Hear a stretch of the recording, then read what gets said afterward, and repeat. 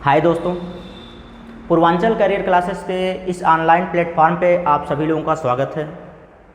दोस्तों, जैसा कि सभी लोग जानते ही हैं कि पिछली 3 वीडियो में आपको संस्कृत शिक्षण पर विस्तृत व्याख्या के साथ आपके सामने उपस्थित हो रहे हैं और आशा करते हैं कि आपको वीडियो और सेशन बहुत अच्छे लग रहे होंगे।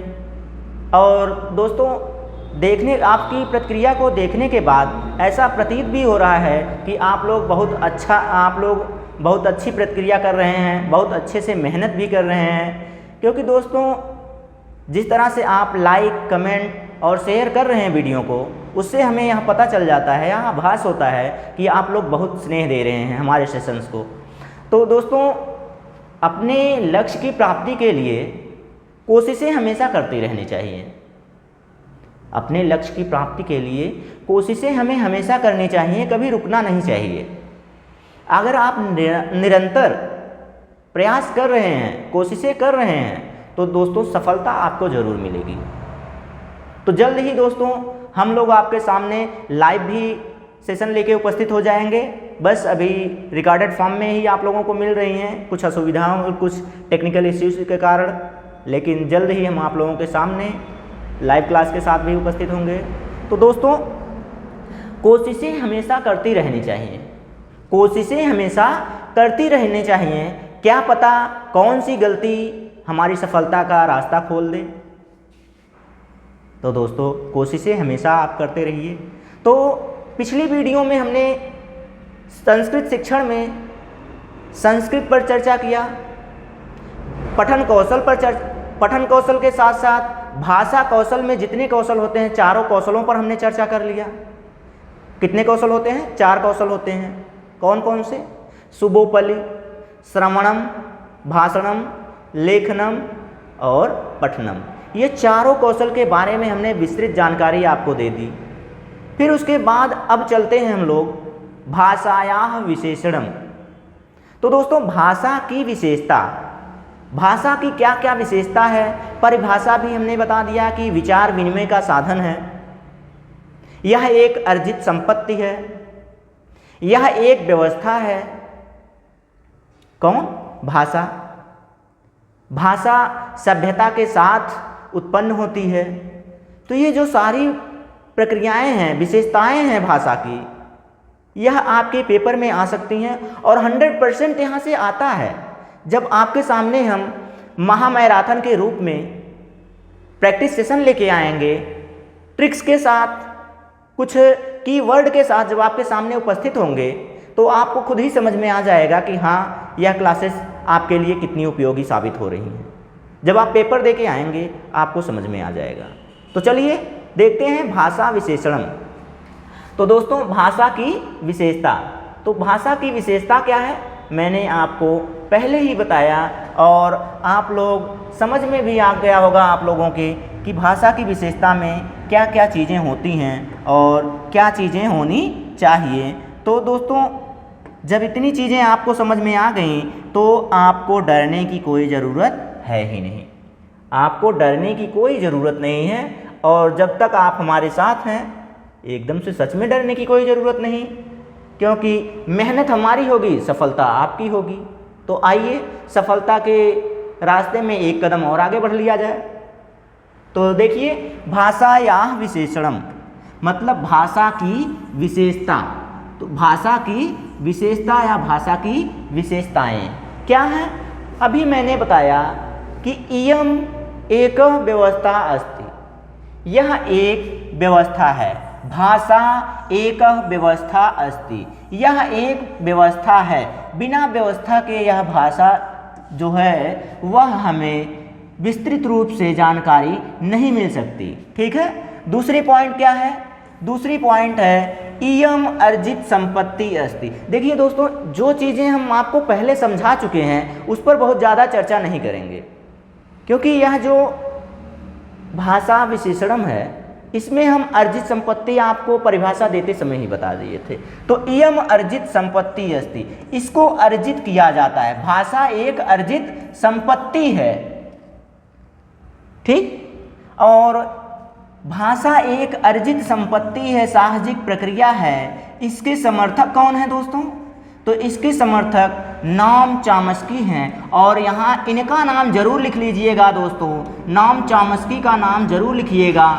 इनके नाम से या यहाँ से जो ये अर्जित संपत्ति या साहजिक प्रक्रिया है, भाषा एक साहजिक प्रक्रिया है, इसके समर्थक कौन है? तो नॉम चॉम्स्की हैं, या भाषा मनोवैज्ञानिक हैं दोस्तों, भाषा वैज्ञानिक हैं। यहाँ से क्वेश्चन जरूर बनता है, इन दोनों से जोड़कर एक क्वेश्चन तो गारंटी के साथ बनता है, इसलिए आप पेन और पेपर लेकर इनको नोट करते जाइएगा। चलिए, ये हो गया हमारा नॉम चॉम्स्की। फिर चलते हैं अपने अगले बिंदु पर। अगला बिंदु क्या है दोस्तों? तो अगला बिंदु आपके सामने है, इयं परिवर्तनशीला अस्ति। इयं परिवर्तनशीला अस्ति, इसका मतलब है दोस्तों यह परिवर्तनशील होती है। भाषा क्या है?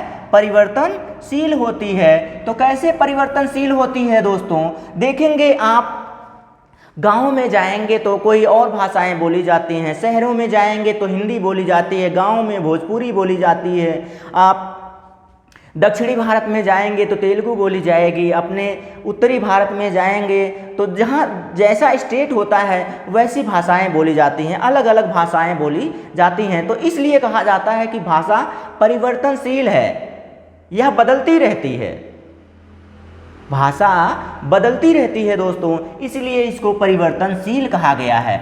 भाषा कैसी है? भाषा की एक विशेषता क्या है कि यह एक परिवर्तनशील प्रक्रिया है। ठीक, उसके बाद अगले नंबर पे चलें, चौथे पॉइंट पर चलें अपने, तो क्या है? भाषा सभ्यतः सह विकासोत्पन्न अस्ति। भाषा सभ्यता के साथ विकास होता है, भाषा का सभ्यता के साथ विकास होता है। भाषा सभ्यता के साथ उत्पन्न होती है, भाषा सभ्यता के विकास के साथ उत्पन्न होती है। जैसा आप समझना चाहें आराम से समझ सकते हैं, जैसे जिस रूप में आप ग्रहण करना चाहें इसको उस रूप में ग्रहण कर लीजिए। भाषा सभ्यता विकास के साथ उत्पन्न होती है। ठीक, ये हो गया। उसके बाद भाषा प्रतीकात्मक अस्ति। भाषा एक प्रतीकात्मक प्रक्रिया है। तो देखिए, भाषा प्रतीकों द्वारा दर्शाई जाती है। भाषा किसके द्वारा दर्शाई जाती है? तो भाषा प्रतीकों द्वारा दर्शाई जाती है, इसीलिए इसको कहा जाता है कि भाषा प्रतीकात्मकम अस्ति। भाषा प्रतीकात्मक है। क्यों? क्योंकि यह प्रतीकों द्वारा दर्शाई जाती है, बिना प्रतीकों के इसको दर्शाया नहीं जा सकता है, इसलिए भाषा प्रतीकात्मकम अस्ति। ठीक, चलिए फिर अगली पॉइंट पे चलते हैं। अगली पॉइंट क्या है दोस्तों? तो अगली पॉइंट जो है आपकी वह है भाषा समाजे विचार विनिमयस्य साधनम अस्ति। भाषा समाज में विचार विनिमय का साधन होती है। भाषा समाजे विचार विनिमयस्य साधनम अस्ति। भाषा समाज में, भाषा समाज में विचार विनिमय का, विचारों के आदान प्रदान का साधन होती है। यह मैंने परिभाषा में भी बताया था। और अगर भाषा नहीं होती दोस्तों तो हम लोग अपने विचारों का आदान प्रदान नहीं कर पाते। जो हम आपको समझा रहे हैं, जो आपको पढ़ा रहे हैं, जो बता रहे हैं, यह भी नहीं बता पाते। क्यों नहीं बता पाते दोस्तों? क्योंकि हमारे पास भाषा नहीं होती। अगर भाषा नहीं होगी तो हम कोई कार्य नहीं कर पाएंगे, समझाने का, समझने का, लिखने का, पढ़ने का कोई कार्य नहीं कर पाएंगे। इसीलिए यह भी एक भाषा की विशेषता है। क्या विशेषता है? कि भाषा समाजे विचार विनिमयस्य साधनम अस्ति। ठीक है दोस्तों, तो ये हो गया हमारा भाषा की विशेषता, भाषा की विशेषताएं। ठीक है, आइए चलते हैं अपने अगली पॉइंट पर। तो अगली पॉइंट आपके सामने क्या है दोस्तों? संस्कृत भाषा शिक्षणस्य दोषः। संस्कृत भाषा शिक्षणस्य दोषम, शिक्षणस्य दोषम। ठीक है, संस्कृत भाषा शिक्षणस्य दोषम। संस्कृत भाषा शिक्षण में के दोष, संस्कृत भाषा शिक्षण के दोष। तो अब देखिए यहाँ पे क्या है, भाषा अधिगम से समस्या एवं त्रुटियां। भाषा अधिगम के समय समस्या और कौन सी समस्या आती है या कौन सी त्रुटियां होती हैं उनके बारे में हमें जानना है दोस्तों। बड़े आसानी से, बहुत सहजता से हम लोग इसे सीखेंगे दोस्तों। तो आइए देखते हैं कि भाषा अधिगम के समय कौन सी समस्या आती है या कौन सी त्रुटियां हमसे होती हैं भाषा अधिगम के समय। तो आइए देखते हैं कौन कौन सी त्रुटियां होती हैं। तो सबसे पहले इसमें त्रुटियां कौन कौन सी होती हैं दोस्तों। तो पहली पॉइंट हमारी क्या है दोस्तों, इसमें हमारी पहली पॉइंट क्या है, आइए देखते हैं। अशुद्ध उच्चारण संबंधी दोषा। अशुद्ध उच्चारण से संबंधित दोष, अशुद्ध उच्चारण से संबंधित दोष। जैसे हम किसी चीज़ का उच्चारण करते हैं तो उच्चारण नहीं कर पाते हैं। क को कै बोलते हैं, का को कै बोलते हैं, र को ल बोलते हैं, व को ब बोलते हैं, य को ज बोलते हैं। तो ये दोस्तों हमारे उच्चारण में शुद्धता नहीं है, उच्चारण में हमारे शुद्धता नहीं है, उसमें दोष हैं, विकार हैं, कमियां हैं। तो इन कमियों को समझा जाए कि क्या क्या कमियां होती हैं, आइए देखते हैं। तो सबसे पहला इसमें होता है दोस्तों वर्णमालागत दोष। क्या होता है, वर्णमालागत दोष, मतलब वर्णमाला में आने वाले दोष। वर्णमाला पढ़ते समय या वर्णमाला का उच्चारण करते समय कौन कौन से दोष आते हैं, वो कौन से हैं देखिए। जैसे अभी मैंने बताया, का को कै बोलना, का को कै बोलना, ख को ख बोलना, ख को ख्या बोलना, ग को घ बोल देना, ग को घ बोल देना, ङ को ड़ बोलना, ङ को अंगा बोलना। अब बताइए, ङ को आप अंगा बोलेंगे, यह भी तो अशुद्ध उच्चारण हुआ। तो ङ ये क्या होता है, ङ, और आप क्या उच्चारण करते हैं, अंगा। तो ऐसा ना किया कीजिए, यह उच्चारण संबंधी दोष हैं आप में। तो इस दोष को क्या कीजिए, आप दोस्त मत समझ लीजिएगा, दोस्त मत समझिएगा, यह दोष हैं। दोष मतलब विकार। दोस्त वह होते हैं जो कठिनाइयों में, समस्याओं में, दुख में हमारा साथ देते हैं, ठीक है, दोस्त होते हैं। ये क्या है, दोष हैं, कमियां, विकार, ठीक है। आइए फिर आइए समझते हैं आगे क्या है। तो आगे हमारे क्या है दोस्तों, आगे है स्वर लोपः दोष। यह एक प्रकार का दोष है दोस्तों, जब हम स्वरों का लोप कर देते हैं। कोई शब्द बोलते हैं, उसमें स्वर होते हैं, स्वरों का लोप करके जल्दी से बोल के निकल जाते हैं। जैसे आपके सामने उदाहरण भी लगा हुआ है स्वर लोपः दोषा में। तो क्या उदाहरण लगा हुआ है दोस्तों, उदाहरण लगा हुआ है एकः दशा। तो क्या होता है, एकः दशा होता है दोस्तों, हम लोग एक दशा बोलते हैं। क्या होता है, एकः दशा होता है, एकः दशा। एकः दशा को एक दस बोलते हैं। देखिए, द्वादश को द्वादश बोलते हैं, द्वादशः को द्वादश बोलते हैं। जैसे एकादशा मतलब 11, द्वादशा मतलब 12। इनको जानने की इतना ज़रूरत नहीं है, बस ये जानना है कि दोस्तों वहाँ पर हम क्या करते हैं, वहाँ पर हम स्वरों का लोप कर देते हैं, स्वरों को बोलते ही नहीं हैं। अब यही है, जैसे अब उच्चारण लिखा हुआ है, उच्चारण। अब उच्चारण को उच्चारण बोल दीजिए, उच्चारण को उच्चारण, आप उच्चारण की इसका बोल दीजिए। तो क्या ये सही है, यह आपने भाषा स्वर का लोप कर दिया है। स्वर का क्या किया, देखिए यहाँ पे स्वर है ना, स्वर का आपने लोप कर दिया है, इसीलिए इसको क्या कहा जाता है, स्वर लोपः दोषः। स्वर को लोप करने का विकार, स्वर को लोप करने का, लुप्त कर देने का विकार, ठीक है, उसको हटा देने का विकार। उसको बोलना ही नहीं, हम लोग इतने आलसी हो जाते हैं, स्वर को ही हटा देते हैं, वैसे बोल देते हैं उसको। तो ऐसा नहीं करना चाहिए। चलिए चलते हैं अपनी अगली पॉइंट पर। तो अगली पॉइंट क्या है दोस्तों, स्वरागम दोष। अभी देखिए वहाँ पर हम लोग स्वर का लोप कर दे रहे थे, और कुछ शब्द ऐसे बोलते हैं जिसमें हम लोग स्वरागम कर लेते हैं। स्वरों को अपने अंदर क्या कर लेते हैं, पहले से फीड कर लेते हैं बोलने के लिए, ये होता है स्वरागम। स्वरों को जोड़ लेते हैं, ना होते हुए भी उनका वहाँ पे उच्चारण कर लेते हैं, ना होते हुए भी उच्चारण कर लेना स्वरों का, इसी को हम लोग कहते हैं स्वरागम दोष। जैसे देखिए क्या लिखा हुआ है, स्कूल लिखा हुआ है, स्कूल। अब स्कूल को आप क्या पढ़ते हैं, स्कूल। अब बताइए स्कूल थोड़ी है ये ई आप एक्स्ट्रा जो जोड़ रहे हैं, एडिशनल जानकारी अपनी उसमें जोड़ रहे हैं, इसे हम लोग कहते हैं स्वरागम दोष। इसे हम लोग क्या कहते हैं, स्वरागम दोष कहते हैं। अभी देखिए इसको आपने कर लिया, ये हो गया स्वरागम। लुप्त क्या हुआ, लोपह दोष हो गया। और जैसे ही हमने एक एक्स्ट्रा जोड़ लिया, क्या हो गया, आगम दोष हो गया। फिर उसके बाद आ गया स्वर भक्ति दोष।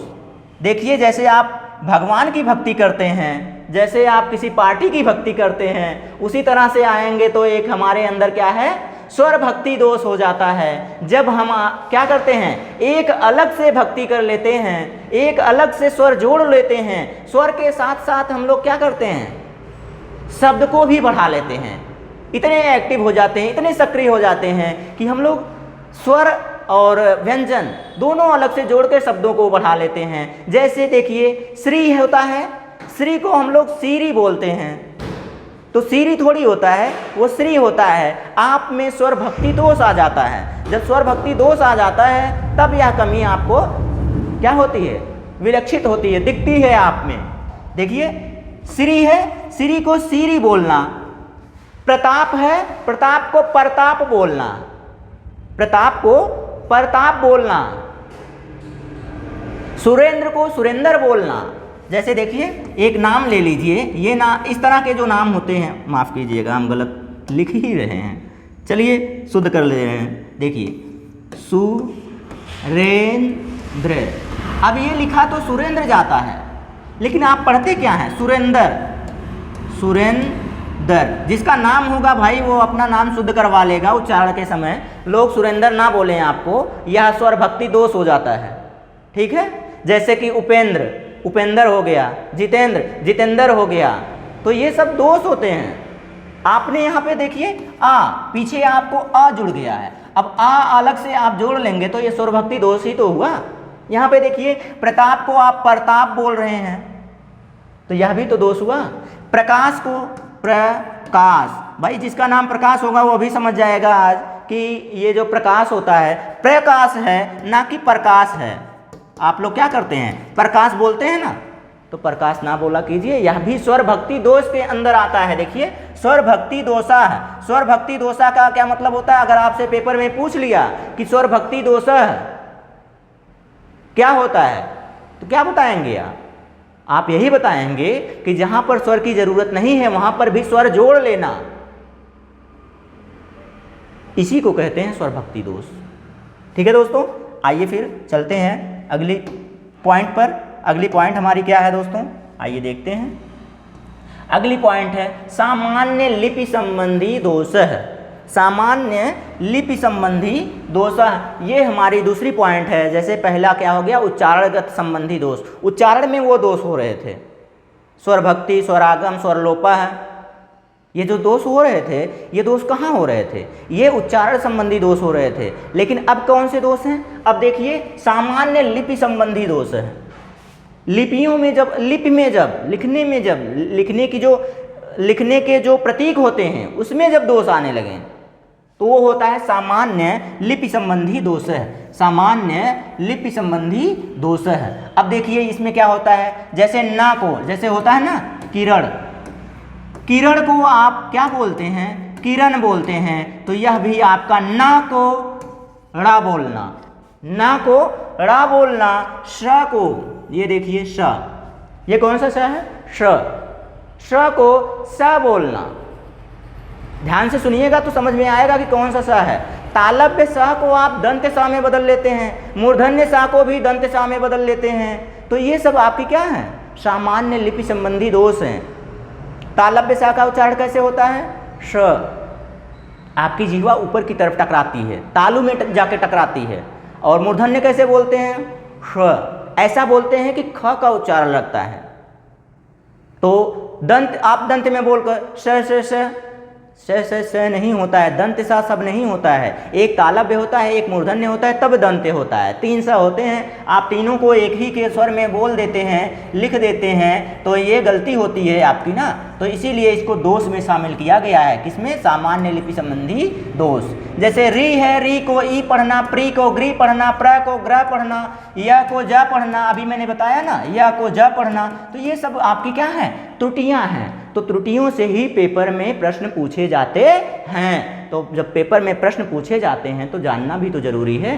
कहीं बाद में ऐसा पेपर से देखने के बाद आप आए कि गुरुजी आप पढ़ाए ही नहीं थे, तो हम ऐसा मौका आपको क्यों दें? हम सारी पॉइंटें लेकर आपके सामने उपस्थित होंगे जहां से प्रश्न बनते हैं। चलिए चलते हैं अपनी अगली पॉइंट पर।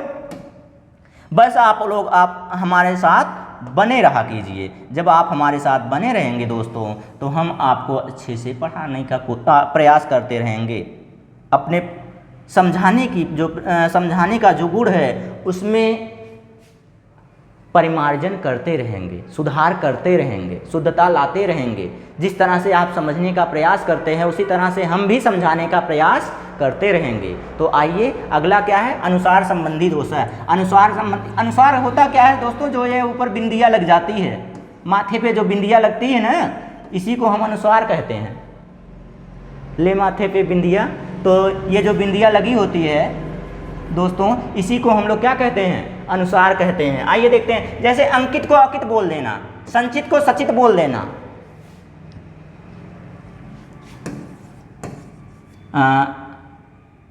आंगन, अब यही है ना आपका क्या है?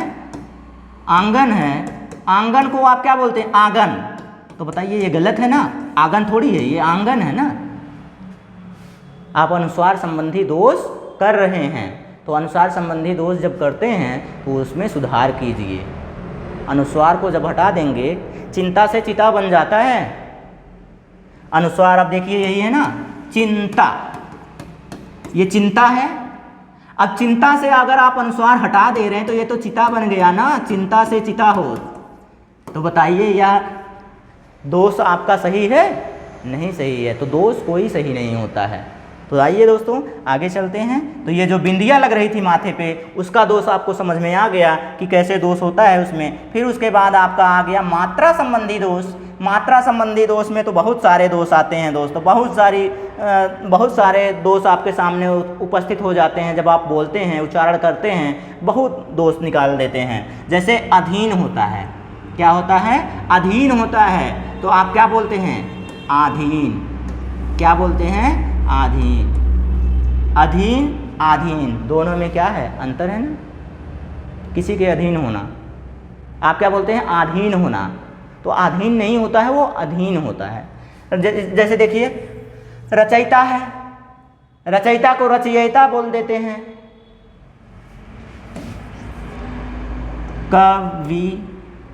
कवयित्री, कवयित्री, कवित्री है, कवित्री को आप कवित्री बोलते हैं। अब ये बताइए, ये सब दोष ही तो हैं।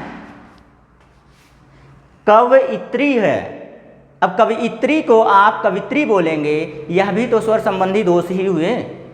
तो दोष आपके जितने भी होते हैं वह क्या होते हैं कि गलत होते हैं। उनमें सुधार करने का प्रयास किया कीजिए और आशा करते हैं कि आपको बहुत अच्छे से समझ में भी आ रहा होगा। ठीक है, क्योंकि हमें नहीं लग रहा है कि आपको समझ में नहीं आ रहा है, क्योंकि आप बुद्धिमान हैं, आप सीखने में तत्पर हैं, कोशिश आप बार बार कर रहे हैं। तो जब आप कोशिश करते हैं तो करत करत अभ्यास से, जो मैंने आपको पहले बताया था, पत्थर पर जब निशान पड़ जाता है दोस्तों, तो ये आपको समझ में क्यों नहीं आएगा। चलिए फिर चलते हैं भाषा शिक्षण से सिद्धांत। भाषा शिक्षण के सिद्धांत। तो भाषा शिक्षण के समय कुछ सिद्धांत होते हैं जिनके द्वारा भाषा का अर्जन किया जाता है, भाषा को सीखा जाता है। तो एक होता है स्वाभाविकता संबंधी स्वाभाविकताया सिद्धांत। क्या होता है? स्वाभाविकताया सिद्धांत। तो स्वाभाविकताया सिद्धांत जो है दोस्तों, वह क्या है? तो यह होता है स्वाभाविक रूप से सिद्धांत, सामान्य सिद्धांत, सामान्य सिद्धांत। सामान्य रूप का जो सिद्धांत होता है उसी को स्वाभाविक सिद्धांत कहते हैं दोस्तों। सामान्य रूप से जब सीखा जाता है, सामान्य रूप से जब भाषा का शिक्षण किया जाता है, इसमें कोई अन्यथा प्रयास नहीं किया जाता है, इसी को हम लोग कहते हैं स्वाभाविकतायाः सिद्धान्तः। ठीक है। उसके बाद आता है अभिरुचि सिद्धांत। जब तक बच्चे में अभिरुचि नहीं होगी, जब तक रुचि नहीं होगी सीखने में, जब तक बच्चे की रुचि सीखने में नहीं होगी, आप बच्चे को कुछ भी नहीं सिखा सकते। आप कुछ सिखाने का प्रयास करेंगे, बच्चे का दिमाग कहीं और है, बच्चे का दिमाग बाजार में है कि हम आज खिलौना खरीदेंगे, ये वाला खिलौना हमें अच्छा था, तो आप पढ़ाने का प्रयास भी करेंगे ना, तो वह पढ़ नहीं पाएगा। तो अभिरुचि सिद्धांत इसी को कहते हैं कि बच्चे की क्लास में रुचि होनी चाहिए, तब भाषण शिक्षण करना चाहिए या भाषा शिक्षण करना चाहिए। रुचि, अभिरुचि, रुचि का मतलब क्या है? प्रिय होना, उसमें हमारा क्या होना? मन लगा रहे, रुचि हो हमारी, तत्परता हो हमारी, सक्रियता हो हमारी सीखने की, उसे हम लोग कहते हैं अभिरुचि का सिद्धांत। तो अभिरुचि का सिद्धांत जब होता है तो बच्चे आसानी से सीख जाते हैं, उसमें रुचि लेते हैं। चलिए तो आगे चलते हैं। अगली टॉपिक नहीं दोस्तों, अगली पॉइंट है। तो अगली पॉइंट पर जब हम आएंगे तो क्या हो जाएगा, ये देखिए, क्रियाशीलतया अभ्यासस्य सिद्धान्तः, क्रियाशीलतायाः अभ्यासस्य च सिद्धान्तः। हम जल्दी से बोल देते हैं, लेकिन जल्दी से बोलने के बाद तब याद आता है हमको कि बच्चे जो हैं वह संस्कृत सुनने और समझने में थोड़ा सा क्या करते हैं, कठिनाई महसूस करते हैं। इसलिए दोबारा हम आपको आसानी से देखिए, क्रियाशीलतायाः अभ्यासस्य च सिद्धान्तः, क्रियाशीलता और अभ्यास का सिद्धांत। क्रियाशीलता और अभ्यास का सिद्धांत अभी मैंने बताया कि जब तक बच्चा सक्रिय नहीं होगा, सक्रिय या रुचि या सक्रिय रुचि या फिर तत्पर ना हो सीखने के लिए और अभ्यास करने के लिए, तब तक आप उसको सिखा नहीं सकते हैं। तो इसी को कहते हैं क्रियाशीलतायाः अभ्यासस्य सिद्धान्तः, क्रियाशीलता का सिद्धांत। जब बच्चा पूर्ण रूप से सक्रिय हो, पूर्ण रूप से जागरूक हो सीखने के लिए, पूर्ण रूप से आपको समर्थन करता हो कि हाँ हमारा सीखने का मन कर रहा है, पढ़ने का मन कर रहा है, तब आप उसको भाषा शिक्षण का ज्ञान दीजिए। ठीक है। तो इसे कहते हैं क्रियाशीलतायाः अभ्यासस्य च सिद्धान्तः। ठीक है। अब उसके बाद मौखिक कार्यस्य सिद्धान्तः, मौखिक कार्यस्य सिद्धान्तः मतलब मौखिक रूप से सिखाने का कार्य। मौखिक रूप से मतलब कि बोल कर, मतलब क्या? बोल कर, भाषण देकर सिखाने का जो सिद्धांत होता है, उसी को हम लोग मौखिक कार्यस्य सिद्धान्तः कहते हैं। बच्चों को बोल कर सिखाने का प्रयास कीजिए, बच्चों से बुलवाने का प्रयास कीजिए, तो इसी को कहते हैं मौखिक कार्यस्य सिद्धान्तः। जब तक आप बुलवाने का कार्य नहीं करेंगे, मौखिक रूप से मुख से, अपने मुखार बिंदु से कुछ बोलिए और बच्चों को कहिए वह भी बोलें, तो यह है मौखिक कार्यस्य सिद्धान्तः। ठीक है। आगे चलते हैं अगली पॉइंट पर। तो अगली पॉइंट पर क्या है दोस्तों? अगली पॉइंट पर है, ये देखिए बहुत अच्छा सिद्धांत है। यहाँ से तो आपके हिंदी में भी प्रश्न आता है, संस्कृत में भी प्रश्न आता है, साइको में भी प्रश्न आता है। साइको मतलब सीडीपी में, सीडीपी में भी आता है, ईवीएस में भी, यहाँ तक कि मैथ में भी प्रश्न आता है। इस शब्द से वैयक्तिक विभिन्नता, ये जो शब्द है दोस्तों ना, इसको आप जरूर याद किया कीजिए, जरूर लिख लीजिए, नोट कर लीजिए। 100% यहाँ से प्रश्न सभी जगहों पर आते हैं, यहीं से जोड़ के प्रश्न पूछता है कि वैयक्तिक विभिन्नता, जैसे वैयक्तिक विभिन्नता को ध्यान में रखते हुए बच्चों को सिखाना चाहिए, उनकी वैयक्तिक विभिन्नता को ध्यान में रखते हुए बच्चों को सिखाना चाहिए। जैसे वैयक्तिक विभिन्नताएं होती क्या हैं? कोई बच्चा जल्दी से समझ लेता है, कोई बच्चा देरी से समझता है, कोई बच्चा देखने में असहज महसूस करता है दूर से, उसको आगे बैठा लीजिए। कोई बच्चा उच्चारण संबंधी दोष में है, तो कोई बच्चे को ज़्यादा बड़ा शब्द बोल दे रहे हैं, वह नहीं समझ पा रहा है, तो सबको ध्यान में रखते हुए भाषा शिक्षण का अध्ययन कराना या शिक्षण का कार्य करना ही वैयक्तिक विभिन्नता सिद्धांत कहलाता है। वैयक्तिक विभिन्नतायाः सिद्धांतः। तो आशा करते हैं दोस्तों आपको समझ में आ रहा होगा। कोई बच्चा सुनने में दिक्कत, किसी बच्चे को सुनने में दिक्कत होती, किसी बच्चे को देखने में थोड़ी सी दिक्कत होती, किसी बच्चे को समझ में दिक्कत होती है, कोई बच्चा जल्दी सीख जाता है, कोई बच्चा लेट सीखता है, कोई बच्चे का ध्यान एकाग्रित नहीं होता है। तो ये सारे के सारे जो मैं दोष बता रहा हूँ ये सब वैयक्तिक विभिन्नता में आते हैं। तो वैयक्तिक विभिन्नता को ध्यान में रखते हुए बच्चों का भाषा शिक्षण कराना या शिक्षण कार्य कराना ही वैयक्तिक विभिन्नतायाः सिद्धांतः कहलाता है। भाषा शिक्षण बोलते बोलते भाषा शिक्षण ही निकल रहा है बार बार, तो यह भी हमारा एक दोष हो गया, लयबद्धता दोष। लय में आ गए हैं। चलिए फिर आगे चलते हैं। आगे क्या है? समवायस्य। समवायस्य आपको पहली बार मिला होगा, यह शब्द बहुत कम सुनने को मिलता है, लेकिन हम आपको समझा दे रहे हैं। जैसे आप कोई पद पढ़ा रहे हैं, पद्य पढ़ाइए या पद पढ़ाइए या गद्य पढ़ाइए। देखिए किसी पद में आप गद्य पढ़ाइए या पद्य पढ़ाइए, तो इसको पढ़ाते समय आप व्याकरण संबंधी ज्ञान भी दे दीजिए।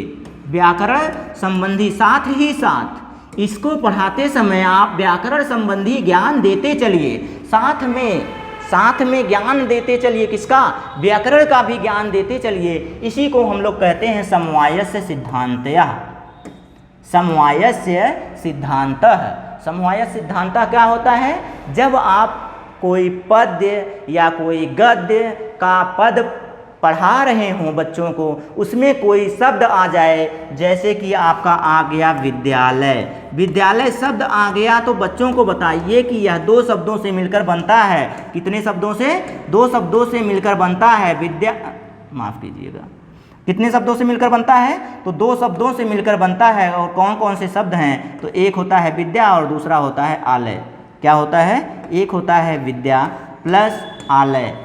विद्या का मतलब क्या होता है? ज्ञान। आलय का मतलब होता है घर। विद्या का मतलब ज्ञान, आलय का मतलब घर। तो मतलब विद्या का घर। विद्या का घर का मतलब क्या हो गया दोस्तों? यही साथ साथ में पढ़ाते चलना ही क्या कहलाया? तो यही साथ साथ में पढ़ाते चलना ही समवायस्य सिद्धांतः कहलाता है। आप बोर्ड पर देखते रहिए, शब्दों पर ध्यान देते रहिए, तो हम एक भी पॉइंट आपको छूटने नहीं देंगे ना। ऐसा हो ही नहीं सकता कि हम छोड़ दें। ठीक है, चलिए आगे चलते हैं। तो आगे की जो पॉइंट होगी दोस्तों मज़ेदार होगी, बस आप क्लास में हमारे बने रहिए। ये देखिए आ गया, क्या आ गया? भाषा शिक्षणस्य विधेयः। भाषा शिक्षणस्य विधेयः। भाषा शिक्षण की विधियाँ। भाषा शिक्षण की दो विधियाँ होती हैं, एक मौखिक विधि, दूसरी लिखित विधि। एक कौन सी विधि? मौखिक विधि और दूसरी लिखित विधि। मौखिक विधियों में भी दो विधियां आती हैं दोस्तों, एक शाब्दिक विधि और दूसरा अशाब्दिक विधि। आइए तो बोर्ड पर जब लिखा हुआ है, जब उस पर देख कर भी पढ़ाएंगे, दिखा कर भी पढ़ाएंगे तो आपको ज़्यादा समझ में आएगा। सुनने और देख कर सीखने में दोनों जब एक साथ होता है ना दोस्तों, तो बहुत मज़ा आता है, बहुत आनंदपूर्वक हमें सीखने में मज़ा आता है, बहुत आनंदपूर्वक हम सीखते हैं। तो आइए बोलने के साथ साथ हम आपको दिखाते भी चलें। तो ये जो विधियां हैं दोस्तों, अच्छा ये तो अभी दूसरी विधियां मिल गई हमको। चलिए तो इस विधि के बारे में पहले सीख लेते हैं, उसके बाद वो जो लिखित और मौखिक विधि है वो बाद में आएगी। तो पहले इस विधि के बारे में चर्चा करते हैं। तो भाषा शिक्षणस्य विधियाँ, यहाँ भी ये दो प्रकार की विधियाँ होती हैं। कितने प्रकार की? दो प्रकार की विधियाँ होती हैं। एक होती है प्राचीन विधि, एक कौन सी होती है? प्राचीन विधि, जिसे पुरानी विधि या फिर इसी को परंपरागत विधि भी कहते हैं। परंपरागत, पुरानी विधि तो परंपरागत विधि ही हुई। तो प्राचीन विधि, पुराने समय की विधि जो प्राचीन समय में चलती थी, वही है पुरानी विधि या प्राचीन विधि। इसके बाद दूसरी विधि आती है जो होती है अर्वाचीन विधि। अब ये देखिए एक शब्द मिला आपको सीखने को, अर्वाचीन विधि। अर्वाचीन का मतलब होता है नवीन। नवीन का क्या मतलब होता है? नया। नवीन का क्या मतलब होता है? नया। जो अभी एनसीईएफ ने जिस तरह से पढ़ाने को बोला है, जिस तरह से आपको एनसीटी और एनसीईएफ नोटिस देते हैं या सिखाने का जो सिद्धांत देते हैं, उस तरह से पढ़ाने का जो सिद्धांत है वह नवीन में आएगा। और जो प्राचीन है, परंपरागत है, वही क्या है उसके बारे में भी देखना है। तो भाषा शिक्षणस्य विधेया, कितनी विधियाँ होती हैं? 2 विधियाँ होती हैं, एक प्राचीन, दूसरी अर्वाचीन या नवीन विधि। चलिए चलते हैं अगली टॉपिक पर। तो अगली टॉपिक क्या है दोस्तों? ये जो प्राचीन विधि है, प्राचीन विधि में भी कई विधियाँ आती हैं दोस्तों। प्राचीन विधि में भी कई विधियाँ आती हैं जिसके बारे में हमें चर्चा करनी है। तो पहली विधि क्या होती है? पाठशाला विधि होती है। पहली विधि क्या होती है? पाठशाला विधि होती है। पाठशाला विधि को ही पंडित विधि कहते हैं। अगर कहीं मिल जाए आपको कि पंडित विधि किसे कहते हैं, तो पाठशाला विधि को कहते हैं। भाषा शिक्षण की पहली विधि जो प्राचीन विधि है, प्राचीन विधि में पहली पॉइंट जो होती है पाठशाला विधि होती है। पाठशाला विधि को ही हम लोग कौन सी विधि कहते हैं? पंडित विधि क्या कहते हैं? पंडित विधि के साथ साथ इसी को माफ़ कीजिएगा, थोड़ी सी गलती हो जाती है कभी कभी फ्लो में चलने पे। ये देखिए अब सही हो गया, तो गलती तो नहीं होने देंगे। परंपरागत विधि। अब देखिए इसी को आश्रम विधि भी कहते हैं। इसी को क्या कहते हैं? आश्रम विधि भी कहते हैं। इसी को हम लोग आश्रम विधि के साथ गुरुकुल विधि भी इसी को कहते हैं। कौन सी विधि? गुरुकुल विधि भी इसी को कहते हैं। तो दोस्तों आप स्क्रीनशॉट भी लेना चाहेंगे तो आप ले सकते हैं, ठीक है। तो पाठशाला विधि को ही पंडित विधि, पाठशाला विधि को ही परंपरागत विधि, पाठशाला विधि को ही आश्रम विधि, पाठशाला विधि को ही गुरुकुल विधि भी कहते हैं, ठीक है। चलिए चलते हैं, इसमें कौन कौन सी पॉइंट है? मौखिक विधि। अभी मैंने बताया कि मौखिक विधि का मतलब होता है मौखिक रूप से बच्चों को शिक्षण कार्य करवाना। मौखिक रूप का मतलब है कि अपने वाक शैली से, मतलब अपने मुखार बिंदु से सिर्फ बोल कर, क्या करके? बोल कर बच्चों में शिक्षण कार्य करवाना ही क्या कहलाता है? मौखिक विधि कहलाता है। जैसे कि हम आपको अभी कुछ कहें और इस पर लिखें ना, तो यही होती है मौखिक विधि, ठीक है। चलें फिर आगे चलते हैं। आगे आइए देखते हैं क्या है आगे। इसके बाद है वाद विवाद। वाद विवाद का क्या मतलब होता है दोस्तों? बच्चों में प्रतिस्पर्धा करवाना, कोई पॉइंट देना जिस पर पक्ष हो और साथ में ही विपक्ष हो। कोई पॉइंट आप दीजिए जिस पर बच्चों को कहिए कि आप पक्ष में रहेंगे इसके और आप इसके विपक्ष में रहेंगे।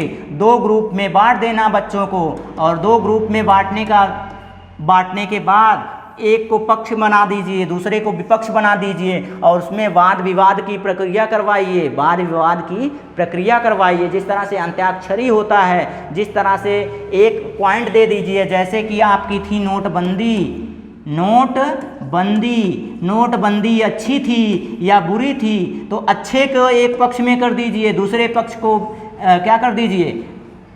दूसरे को विपक्ष में कर दीजिए, उसका नुकसान गिनवाए। जैसे कि हो गई जीएसटी, जैसे क्या हो गई? जीएसटी किसके लिए लाभदायक है, किसके लिए नुकसानदायक है। तो ऐसे पक्ष और विपक्ष के रूप में जब आप परिचर्चा करवाते हैं तो इसी को क्या कहा जाता है? इसी को कहा जाता है क्या? वाद विवाद विधि, ठीक है। चलिए फिर आगे चलते हैं। प्रश्नोत्तर विधि। प्रश्नोत्तर विधि का मतलब बच्चों को कुछ अंश या कुछ पद पढ़ाने के बाद उनसे उस पर आधारित प्रश्न करना और उनसे उत्तर की अपेक्षा करना, यह होता है प्रश्नोत्तर विधि। बच्चों को आप कोई चैप्टर पढ़ा दीजिए, कोई उसका खंड पढ़ा दीजिए, कोई कहानी पढ़ा दीजिए, कोई कविता पढ़ा दीजिए, फिर उस पर आधारित आप प्रश्न कीजिए बच्चों से, तो यह होता है प्रश्नोत्तर विधि, ठीक है। चलिए फिर चलते हैं आगे। भाषण विधि। भाषण विधि का भी यही मतलब होता है दोस्तों, बच्चों को कोई टॉपिक दीजिए और उस पर क्या कीजिए, उस पर उससे चर्चा करवाइए और खुद भी उस पर चर्चा कीजिए। पहले उस पर चर्चा कीजिए, फिर बच्चों से उस पर चर्चा करवाइए, भाषण करवाइए, संवाद करवाइए। तो इसे कहते हैं भाषण विधि। कथा कथन विधि, ये जो पुरानी विधियां हैं दोस्तों ना, पुरानी विधियों में कथा कथन विधि भी बहुत फेमस थी।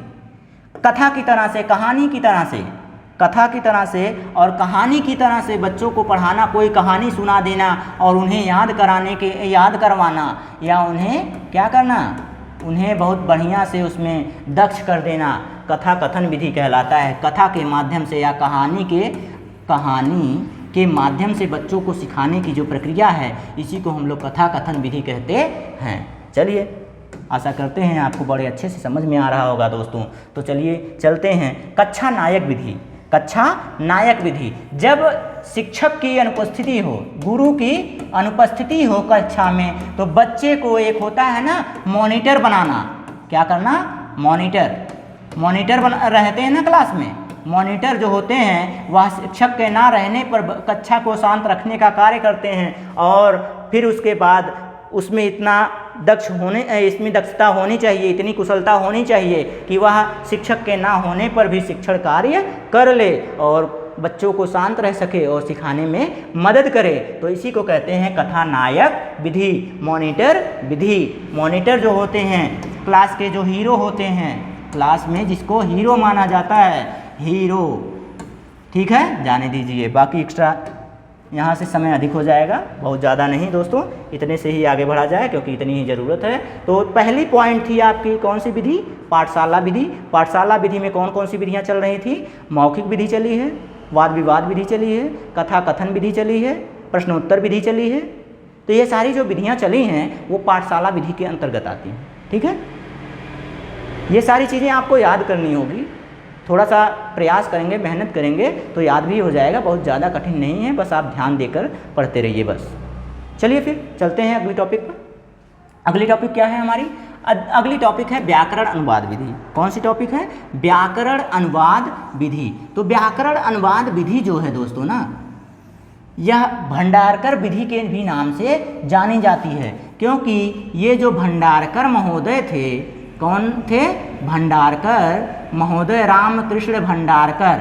कौन है, रामकृष्ण भंडारकर। इतना नाम जानते रहिए, इससे ज़्यादा जानने की ज़रूरत नहीं होगी।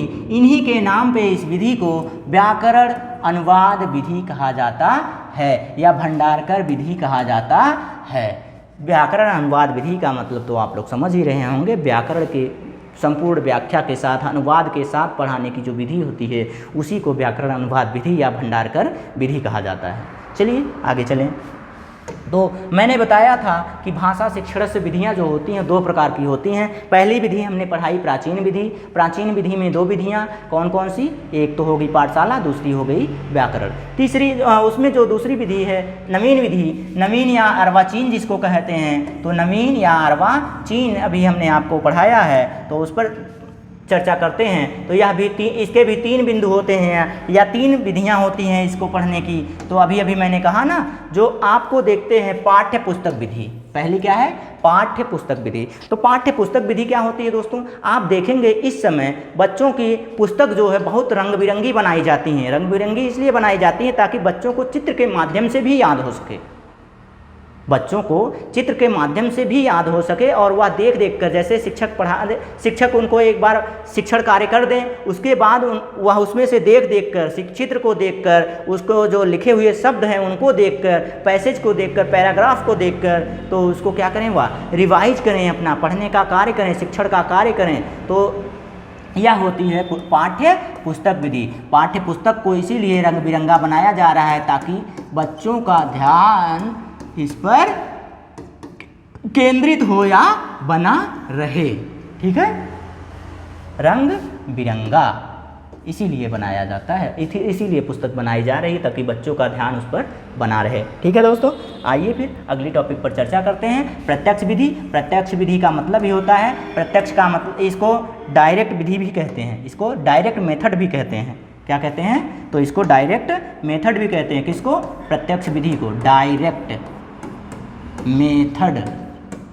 डायरेक्ट मेथड, डायरेक्ट मेथड क्यों कहते हैं? इसमें आपको सामने रहना पड़ता है, प्रत्यक्ष रूप से सामने रहना पड़ता है। तो प्रत्यक्ष रूप से जो सामने रहकर शिक्षण कार्य किया जाता है, पठन पाठन का कार्य किया जाता है, पठन पाठन का जो कार्य किया जाता है, इसी को डायरेक्ट मेथड या फिर हम लोग प्रत्यक्ष विधि कहते हैं। यह सब आसान है, पढ़कर ही आप इसको समझ जाएंगे दोस्तों, इसीलिए इन पर बहुत ज़्यादा चर्चा की ज़रूरत नहीं है। विश्लेषणात्मक, विश्लेषणात्मक का मतलब शब्द बड़ा है दोस्तों, यहाँ पे शब्द बड़ा है लेकिन समझना इसको बहुत आसान है। विश्लेषण कर करके मतलब शब्दों को छोटे छोटे भागों में, वाक्यों को छोटे छोटे भागों में, पदों को छोटे छोटे भागों में कर कर के पढ़ाना, बच्चों को शिक्षण कार्य करना।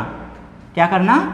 टुकड़ों में पढ़ाना, टुकड़ों में कर करके, टुकड़ों में कर करके पढ़ाना, टुकड़ों में बांट बांट कर पढ़ाना, टुकड़ों में बांट बांट कर पढ़ाना।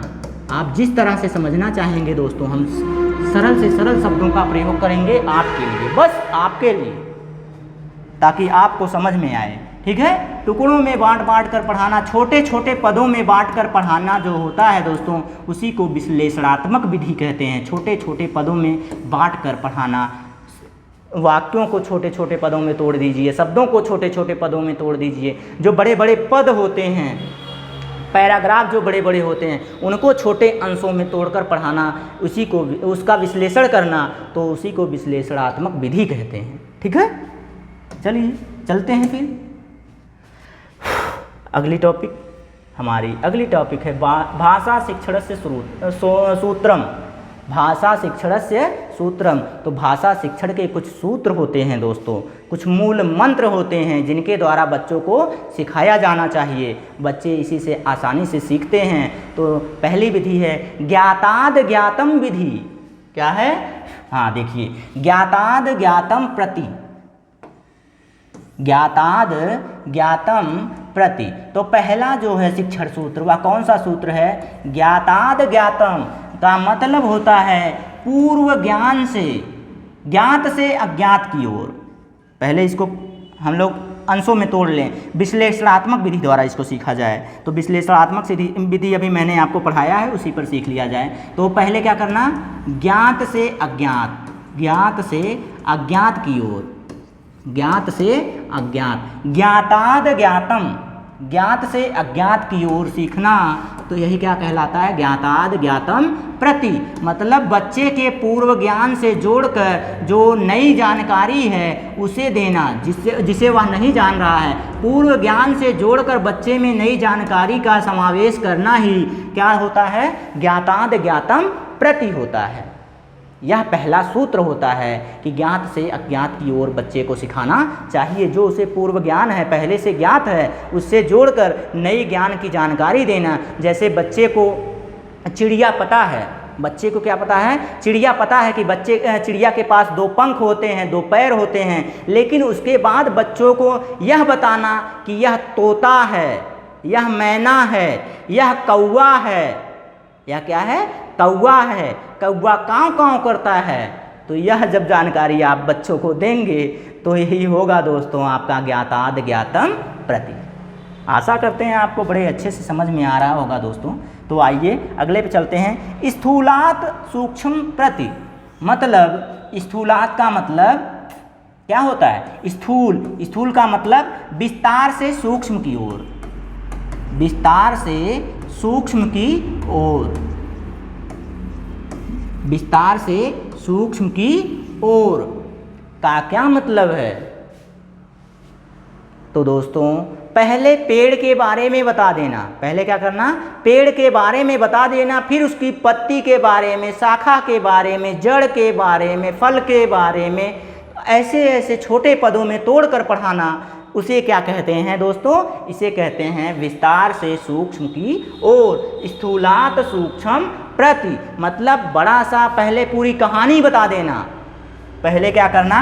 पूरी कहानी बता देना। देखिए आप जिस तरह से समझना चाहें उस तरह से हम आपको समझाएंगे। पहले पूरी कहानी बता देना, पूरी कहानी के बाद उसमें उसके नायक को बताना, उसके नायक के बाद खलनायक को बताना, उसके पात्रों के बारे में चर्चा करना, कहानी किस पर आधारित है उस पर चर्चा करना, तो उसके खंडों के बारे में आप चर्चा कर रहे हैं। पहले तो आपने पूरा बता दिया, फिर उसके बाद उसमें से जो पात्र हैं उनको धीरे धीरे अलग करके जब आप बता रहे हैं तो उसी को हम लोग कहते हैं स्थूलात सूक्ष्म प्रति। चलिए, ये हो गया हमारा दूसरा शिक्षण सूत्र। तो दूसरे शिक्षण सूत्र के बाद चलते हैं अगले शिक्षण सूत्र पर, पूर्णादंशः प्रति। इसका भी मतलब वही होता है, पूर्ण से अंश की ओर, पूर्ण से अंश की ओर। इसका भी मतलब वही है दोस्तों। पहले आप किसी चीज़ के बारे में, किसी भी वस्तु के बारे में पूरा ज्ञान दे दें, उसके बाद उसके अंशों के बारे में, जैसे अभी हाथी है, पहले आप हाथी के बारे में बता दीजिए, फिर उस पे बताइए कि उसके पास 4 पैर होते हैं, 2 कान होते हैं, 4 पैर 2 कान, 2 कान, तो 2 कान हो गए, 2 आँखें हो गई। तो इनके बारे में वही पहले पूरा कहानी बता देना, पहले पूरी कथा गा देना, उसके बाद उसके अंदर की बातों को बताना ही क्या कहलाता है, पूर्ण से अंश की ओर होता है। ठीक, अगली जानकारी क्या है, अगला जो सूत्र है हमारा वह है विश्लेषणात् संश्लेषणम प्रति। का मतलब यह होता है, इसका भी मतलब लगभग वही होता है दोस्तों। पहले विश्लेषण मतलब विस्तार पूर्वक चर्चा, फिर उसके बाद उसको धीरे धीरे एक अंश की तरफ लाना ही या फिर उसका संश्लेषण करना ही क्या कहलाता है, तो उसका मतलब वही कहलाता है विश्लेषणात् संश्लेषणम प्रति। तो पहले सारी जानकारियों को आप दे लीजिए, उसके बाद क्या कीजिए, जैसे आपने कहा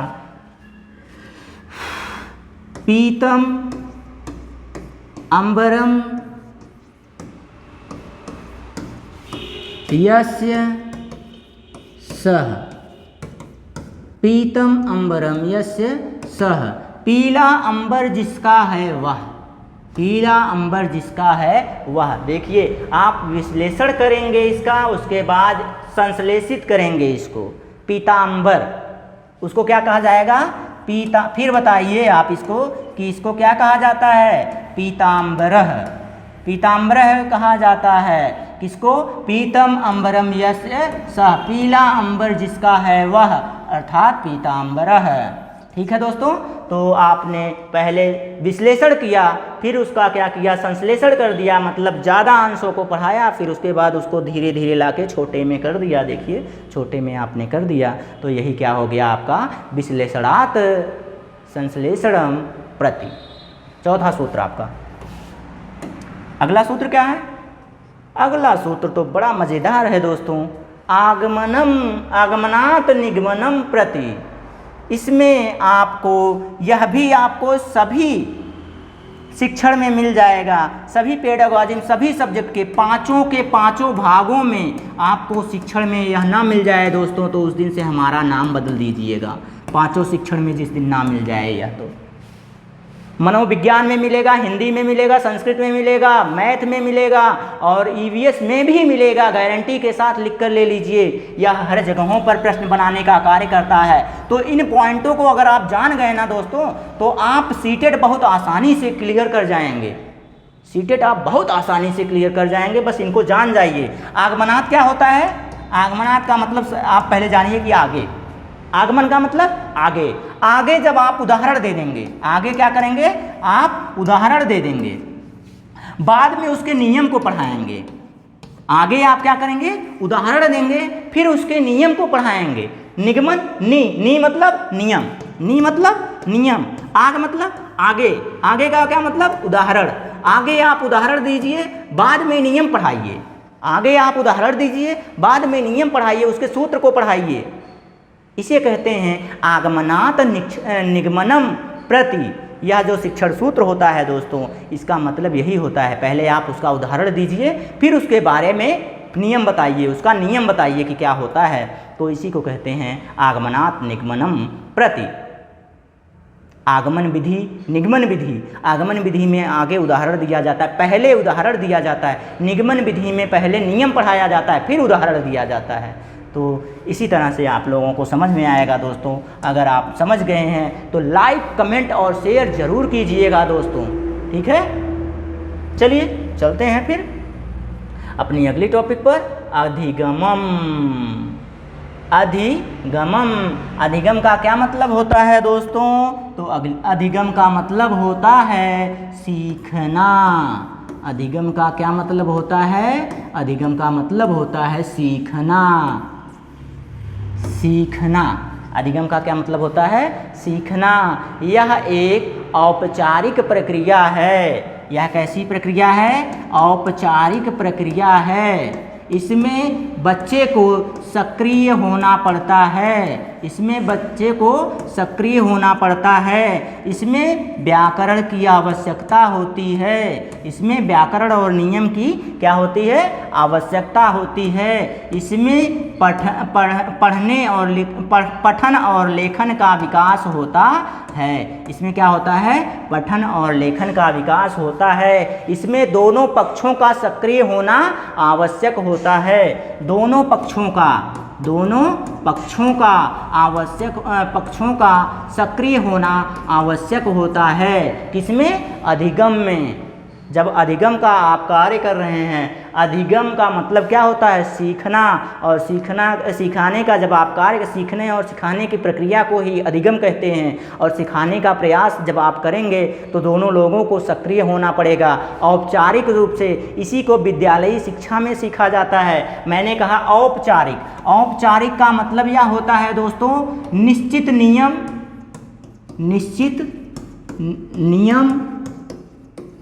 निश्चित समय, निश्चित स्थान पर दिए गए ज्ञान को, पर दिया गया ज्ञान जो होता है वह होता है अधिगम या औपचारिक। औपचारिक क्या होता है? जिसको हमें नियम, कानून, समय और स्थान की बद्धता के साथ, नियमों को निश्चित समय के साथ, निश्चित स्थान में, निश्चित समय पर, निश्चित स्थान पर, निश्चित नियमों के द्वारा जब हम किसी चीज़ को सीखते हैं तो उसी को औपचारिक कहते हैं। और जो हमारा अधिगम होता है वह औपचारिक होता है, ठीक है। तो अधिगम के क्या क्या फ़ायदे हैं देखिए। औपचारिक होता है, इसमें सक्रिय होना पड़ता है, व्याकरण की बहुत ज़्यादा आवश्यकता होती है। इसमें पठन और लेखन का विकास होता है। और इसमें दोनों पक्षों का सक्रिय होना, जागरूक होना पड़ता है दोनों पक्षों को। तो आइए दोस्तों देखते हैं, जो पॉइंट के रूप में लिखा है उस पर चर्चा कर लेते हैं। और जब भी अधिगम के बारे में आपसे पूछा जाए तो ये पॉइंट अगर आपको याद हैं तो आप आसानी से किसी भी सब्जेक्ट में इसको आराम से आप कर सकते हैं। तो आइए संस्कृत में कुछ हमने पॉइंट बनाई है, उस पॉइंट पर चर्चा कर लेते हैं दोस्तों। तो आपकी ये जो जानकारी है कंठस्थ हो जाएगी, ठीक है। कंठस्थ होने का मतलब, चलिए आगे देखते हैं। भाषा अधिगमनाय जागरूक। भाषा का जो अधिगम होता है, भाषा जब आप सीखने का प्रयास करते हैं तो उसमें जागरूक प्रयत्नम करोति। भाषा अधिगमनाय जागरूक। जागरूक का मतलब अभी मैंने बोला है कि सक्रिय प्रयास करना पड़ता है, सक्रिय प्रयत्न करना पड़ता है दोनों पक्षों को। यह दो पक्षी प्रक्रिया है, दो पक्षी प्रक्रिया है। इसमें दोनों पक्षों को, एक शिक्षक और दूसरा बालक होता है, छात्र होता है। तो सीखने में दोनों को सक्रिय रहना पड़ता है। इसीलिए यह क्या है? जागरूक प्रयत्नम करोति। जागरूक प्रयत्न करना पड़ता है, ठीक है, अभी बताया। उसके बाद भाषा अधिगमनाय। भाषा अधिगम में जब भाषा अधिगम की बात आए तब इन नियमों को आप लगाएंगे। भाषा अधिगम,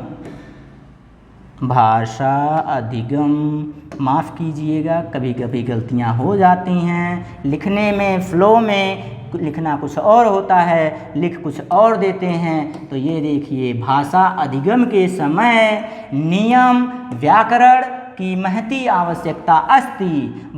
नियम और व्याकरण की, नियम और भाषा अधिगम के समय नियम और व्याकरण की महती का मतलब बहुत आवश्यकता होती है। बहुत आवश्यकता होती, महती का मतलब बहुत ज़्यादा आवश्यकता होना, बहुत ज़्यादा, आवश्यकता तो लिखा ही है। तो बहुत ज़्यादा आवश्यकता कब होती है? जब भाषा अधिगम का कार्य किया जाता है। ठीक है, चलिए अगली टॉपिक पर चलें। फिर अगली टॉपिक क्या है दोस्तों? तो अगली टॉपिक हमारी है, आज हमने पानी लिया नहीं है, प्यास लग गई है। चलिए, लेकिन आपकी टॉपिक ख़त्म करने के बाद ही हम पानी ग्रहण करेंगे, जल ग्रहण करेंगे। तो चलिए, तीसरी पॉइंट आपकी क्या है? तो तीसरी पॉइंट आपकी आपके सामने है दोस्तों, भाषा अधिगमनेन वयम पठनम लेखनम च विकासः। मैंने अभी बताया कि भाषा अधिगम से हमारे पठन और लेखन कौशल का विकास होता है। किस किस कौशल का? पठन कौशल का और लेखन कौशल का विकास होता है। किस समय? भाषा अधिगम के समय। ठीक, चलिए आगे चलते हैं। भाषा अधिगमे पुस्तकम व्याकरणस्य महती आवश्यकता। भाषा अधिगम के समय पुस्तक और व्याकरण की बहुत आवश्यकता होती है। पुस्तक और व्याकरण की बहुत आवश्यकता होती है, क्योंकि जब आप भाषा का अधिगम करेंगे तो कुछ शब्द होंगे जिस पर आपको व्याकरण के नियम जानने की ज़रूरत होगी। तो नियम जानने की ज़रूरत होगी तो व्याकरण जानना ज़रूरी होगा और पुस्तक पढ़ना ज़रूरी होगा। तो चलिए, जब ये सारी चीज़ें आप समझ ले रहे हैं तो 100% हमारा वादा है दोस्तों, आप 100% सीटेट क्वालिफाई कर जाएंगे। आप अगर हमारे साथ 50% भी सक्रिय हो गए ना, तो कोई नहीं रोक सकता आपको सीटेट क्वालिफाई करने से, क्योंकि जो हम आपको संस्कृत में पढ़ा रहे हैं यही आपके हिंदी में भी मिलेंगे। हिंदी में चर्चा तो हम कर ही रहे हैं, यही आपके उसमें मनोविज्ञान में मिलेंगे। बस थोड़ा थोड़ा सा रूप बदला रहेगा, नियम तो वही होते हैं, जो पॉइंट हम बोल रहे हैं वही होते हैं, बस थोड़ा सा इधर उधर होता है हेर फेर। तो 50% भी आप सक्रिय हैं तो सीटेट क्वालिफाई। तो बड़ी खुशी हो रही होगी यह जानकर आपको। चलिए फिर आगे चलते हैं। आगे क्या है? भाषा अधिगम। भाषा अधिगमम मनोवैज्ञानिक प्रक्रिया अस्ति। भाषा अधिगमम मनोवैज्ञानिक प्रक्रिया अस्ति का मनोवैज्ञानिक का मतलब यह होता है दोस्तों, जब यह क्रिया औपचारिक हुई, ये देखिए नीचे औपचारिकम भवति भी लिखा गया है। जैसे ही कोई अधिगम या भाषा अधिगम ही औपचारिक प्रक्रिया है, तो औपचारिक तभी हो सकती है जब वह मनोवैज्ञानिक होगी। मनोवैज्ञानिक का मतलब बच्चे के अनुकूल कैसे होना है, यह मनोवैज्ञानिक विधियां ही बताती हैं कि बच्चे के अनुकूल होकर आप शिक्षण कार्य कैसे कर सकते हैं, कब आपको नियम बनाने, कब आपको किस स्थान पर पढ़ाना है, तो यह मनोवैज्ञानिक विधियां ही बताती हैं। इसीलिए भाषा अधिगम मनोवैज्ञानिक और औपचारिक भी होता है। तो आशा करते हैं आपको यह पॉइंट, आप वीडियो को एक बार नहीं, 2 बार नहीं, 3 बार नहीं, जितनी बार देखना चाहें देख लें, लेकिन यह चीज़ें आपको कंठस्थ होनी चाहिए। यह आपको 5 के 5 सब्जेक्ट के शिक्षण में सहायक होगा, हमारा दावा है। लेकिन जब आप सीखेंगे तब, प्रयास करेंगे तब। ठीक है, चलिए फिर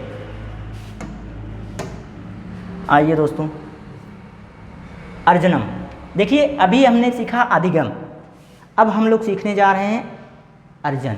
अभी मैंने बताया अर्जन या साहजिक भाषा शिक्षण या भाषा सीखने की जो प्रक्रिया है वह साहजिक प्रक्रिया है या अर्जन की प्रक्रिया है। यह इसके समर्थक कौन हैं? तो अभी मैंने बताया नाम चॉम्स्की। जहाँ पर भाषा सीखने की प्रक्रिया का साहजिक रूप मिल जाए, साहजिक रूप मिल जाए, सरल रूप मिल जाए, वह क्या हो गया? वह आपका हो गया नाम चॉम्स्की। नाम चॉम्स्की ने कहा कि बच्चा जो भाषाग्राही यंत्र होता है, लैड, भाषाग्राही यंत्र होता है। कौन? लैड। किसने कहा? नाम चॉम्स्की ने बताया कि लैड नामक भाषाग्राही जो यंत्र होता है, भाषाग्राही डिवाइस जो होती है, लैंग्वेज एक्विजिशन डिवाइस जो होता है, उससे लैस होकर वह पैदा ही होता है। मतलब आप बच्चे को सिखाना चाहें तो बच्चा भाषा आसानी से सीख सकता है, भाषा आसानी से साहजिक रूप से सीख सकता है, सहज रूप से, सरलता से सीख सकता है। बच्चा आपको सुनकर सीख सकता है। जैसे देखते हैं बच्चे को सिखाने की ज़रूरत नहीं पड़ती है बोलने के लिए, वह धीरे धीरे हमको सुनकर, हमको देखकर सीख जाता है बोलना। तो कैसे सीख जाता है? क्योंकि भाषा साहजिक प्रक्रिया है, भाषा अर्जन की प्रक्रिया है। और यह किसने बताया? यह बताया नॉम चॉम्स्की ने। नॉम चॉम्स्की ने बताया कि भाषा साहजिक प्रक्रिया, भाषा साहजिक प्रक्रिया है, सीखने की साहजिक प्रक्रिया है, अर्जन की प्रक्रिया है। यह किसने बताया? नॉम चॉम्स्की ने बताया है। और बताया है कि लैड या भाषाग्राही यंत्र या डिवाइस, लैंग्वेज एक्विजिशन डिवाइस, ये जो होता है इससे लैस होकर वह जन्मजात उसके अंदर होती है, इसीलिए वह भाषा को सिर्फ सुनकर देखकर सीख सकता है। तो इसमें किसी यह अब यह अनौपचारिक प्रक्रिया होती है। यह कैसी प्रक्रिया होती है? अनौपचारिक। इसमें नियम कानून निश्चित होने की ज़रूरत नहीं है।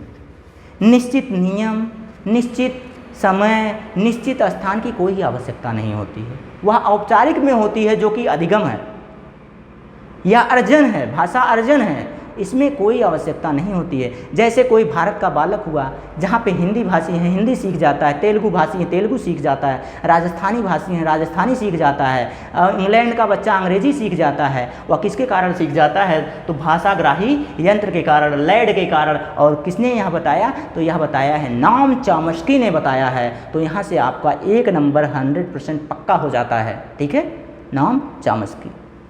चलिए चलते हैं। तो भाषा अर्जन एका प्राकृतिक प्रक्रिया अस्ति इदं च अवचेतन रूपे भवति। अब इसका क्या मतलब हुआ? मतलब भी समझाने में आपको हमारी हालत ख़राब हो जा रही है। क्यों हो रही है? क्योंकि इतनी गर्मी है दोस्तों ना कि लोग पंखे के सामने से हटना नहीं चाह रहे हैं और हम आपको आके शिक्षण कार्य कर रहे हैं, तो आप समझ ही सकते हैं। चलिए, तो अर्जनम एक प्राकृतिक प्रक्रिया है, प्रकृति रूप से, सहज रूप से, अभी बताया ना, सीख सकता है। अवचेतन रूप से, यहाँ चेतन या सक्रिय होने की जरूरत नहीं है। चेतन रूप से सीखने का कार्य कहाँ पर होता है? तो वह भाषा अधिगम में होता है। चेतन रूप से सीखने का कार्य जो होता है, माफ़ कीजिएगा, चेतन रूप से जो सीखने का कार्य होता है वह भाषा अधिगम में होता है। यहाँ अवचेतन रूप से बहुत ज़्यादा सक्रिय होने की ज़रूरत नहीं होती है, बालक सहज रूप से ही सीख जाता है। चलिए, भाषा अर्जन निकटस्थ वातावरण समीपम जनानां माध्यमेन एवं विकसति। यह भाषा अर्जन जो होता है वातावरण में लोगों के समीप रहकर ही सीख लिया जाता है। वातावरण में लोगों के समीप, अभी मैंने बोला ना कि जैसे कोई बच्चा होता है वह अपने माँ बाप, भाई बहन, पास पड़ोस की भाषा को देख कर, सुन कर सीख जाता है। तो वही है, वातावरण में लोगों के समीप रहकर ही बच्चा भाषा का अर्जन कर लेता है। तो इससे सरल भाषा में कोई समझाने वाला आपको नहीं मिलेगा। यूट्यूब पर आप सर्च करके देख लीजिएगा। चलिए दोस्तों, चलते हैं अगली पॉइंट पर। अगली पॉइंट हमारी क्या है? तो अगली पॉइंट हमारी है भाषा अर्जनेन वयम भाषणम अवबोधनम कुर्म। तो भाषा अर्जन, हम भाषण के रूप में जो अपना ज्ञान वर्धन करते हैं वही भाषा अर्जन है। तो इसमें कुछ नहीं है दोस्तों, भाषण के दौरान जो हमारा ज्ञान वर्धन होता है वही भाषा अर्जन कहलाता है। पुस्तक देखिए, भाषा अर्जन में पुस्तक, बाद में देखिएगा नास्ति, पुस्तक व्याकरण की आवश्यकता नहीं होती है। देखिए नास्ति लिखा हुआ है ना अस्ति, जरूरत नहीं होती है। किसकी ज़रूरत नहीं होती है? भाषा अर्जन में ना पुस्तक की ज़रूरत होती है ना व्याकरण की ज़रूरत होती है। बच्चा वैसे ही सीख जाता है सहज रूप से। अमनोवैज्ञानिक प्रक्रिया है। अमनोवैज्ञानिक, जब इसमें वैज्ञानिक की ज़रूरत ही नहीं, यह अनौपचारिक प्रक्रिया है। तो अनौपचारिक प्रक्रिया जब होती है यह अमनोवैज्ञानिक होती ही है। यह दोनों एक दूसरे से आपस में परस्पर संबंधित होते हैं, अमनोवैज्ञानिक और अनौपचारिक। जब यह औपचारिक हो जाएगा तो मनोवैज्ञानिक हो जाएगा। मनोवैज्ञानिक हो जाएगा तो नियम कानून की ज़रूरत होगी। नियम कानून कहाँ लगता है? तो भाषा अधिगम में लगता है।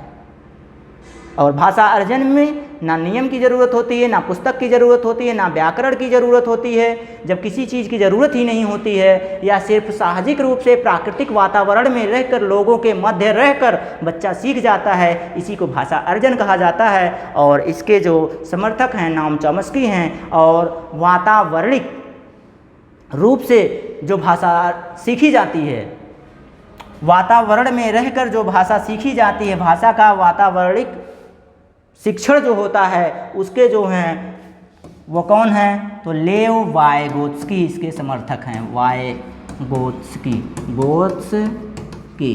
लेव वाइगोत्स्की।